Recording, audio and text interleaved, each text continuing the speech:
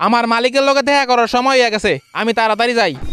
এই তুই কাম হালাইয়া কই যাস? আমার মালিকের কাছে যাইতেছি, এখন কথা বলার সময় নাই। সারাদিন কাম করে তো মালিক টেহা দেয় না, কত কেডের কেডের করে। আর হেতে আজকে কাম আইয়া আজকে ওই কই জানি দেখা করতো জায়গা। মাতবর আসুক তারপর বিচার দিতেছি।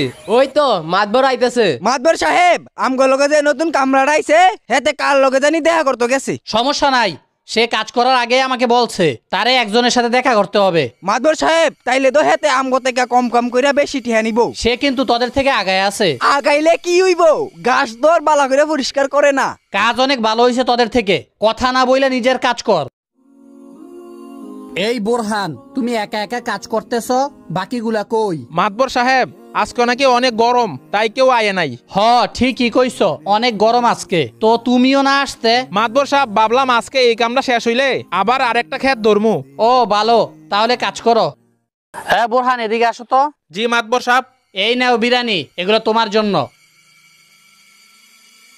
তাসিন দেখছ, আমরা এতদিন ধরে কাজ করি, আমগরে ডাইল দাও খাওয়াইছে না। আর তে 2 দিন হই আইছে, তার লাগি বিরিয়ানি লইছি। হ ভাই ঠিকই কইছেন, এটা কিন্তু মানা যায় না, এটা একটা ব্যবস্থা নিতে হইব।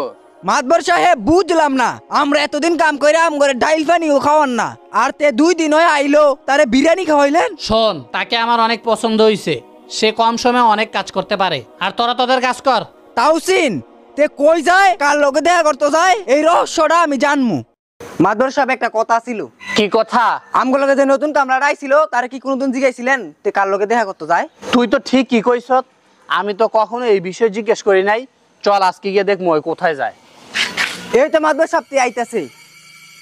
সে তো মসজিদের দিকে যাইতাছে, সে তো নামাজ পড়তাছে, অথচ আমার সাথে বললো কার সাথে দেখা করতে যায়। সে কি মিথ্যা কথা বললো? আচ্ছা মাতবর সাহেব, তে বার হইলে জিগাইন। এই বোরহান দাঁড়াও। আরে মাতবর সাহেব, আপনি এনো?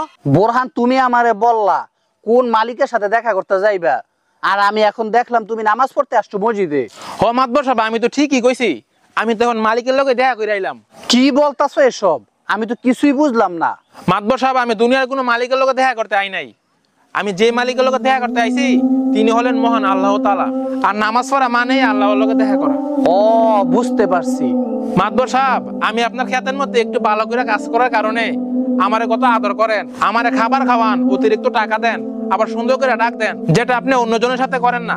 আপনি দুনিয়ার এই সামান্য বদলির উপর যদি খুশি হইয়া এত মহব্বত করেন, তাহলে যিনি আল্লাহ তাআলা তিনি তার বান্দাদের কত মহব্বত করবেন।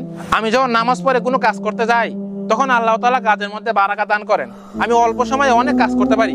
এই জন্য আপনিও আমাকে মহব্বত করেন। দুনিয়াতে যদি আল্লাহ তাআলা ইবাদত করার কারণে এত সম্মান দান করেন, তাহলে মৃত্যুর পর আল্লাহ তাআলা তার বান্দাকে কত সম্মান দান করবেন।